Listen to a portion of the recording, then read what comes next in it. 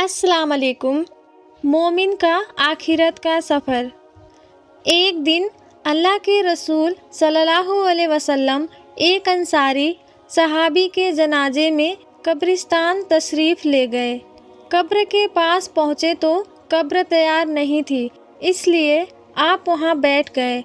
साथ जाने वाले सहाबा भी आपके गिर्द इस तरह खामोश बैठ गए जैसे उनके सरों पर परिंदे बैठे हो। आपके हाथ में छड़ी थी, आप उससे ज़मीन कुरूदने लगे। फिर सहाबा से फरमाने लगे, कब्र के अजाब से बचने के लिए अल्लाह से पनाह मांगो।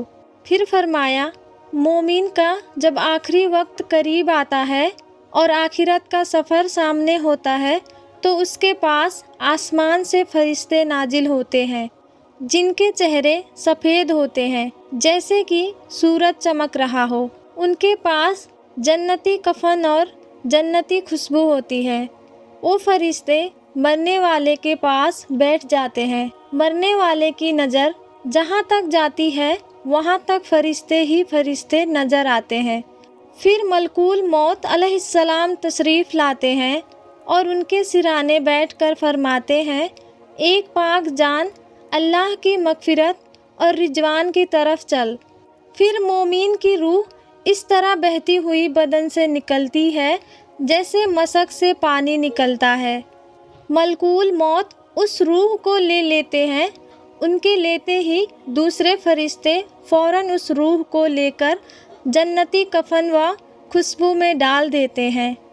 उस रूह में मुस्क की तरफ खुशबू निकलती है। फिर फरिश्ते उस रूह को लेकर आसमान की तरफ बढ़ते हैं। उस खुशबूदार महकती रूह को देखकर आसमान के फरिश्ते पूछते हैं, किसकी रूह है?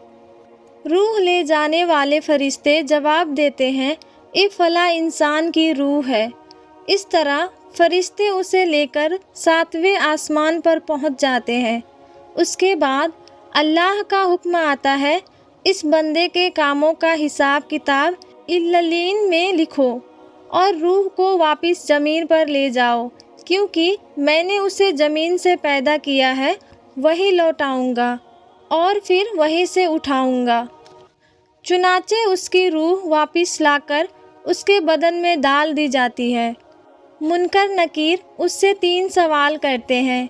वो तीनों सवालों के सही जवाब देता है तो अल्लाह का हुक्म होता है, ए फरिश्तों, इसके लिए जन्नती फ़र्श बिछा दो, इसे जन्नती जोड़ा पहना दो और इसके लिए जन्नत का एक दरवाज़ा खोल दो।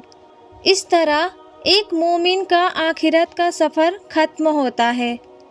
अल्लाह ताला हमें इस्लामी ज़िंदगी जीने की तौफ़ीक दे और हमें अपने ईमान पर चलने की तौफ़ीक अता फ़रमाए और ऊपर बयान हदीस के मुताबिक हमारा आखिरी सफ़र आसान करके अंजाम बेहतर कर दे।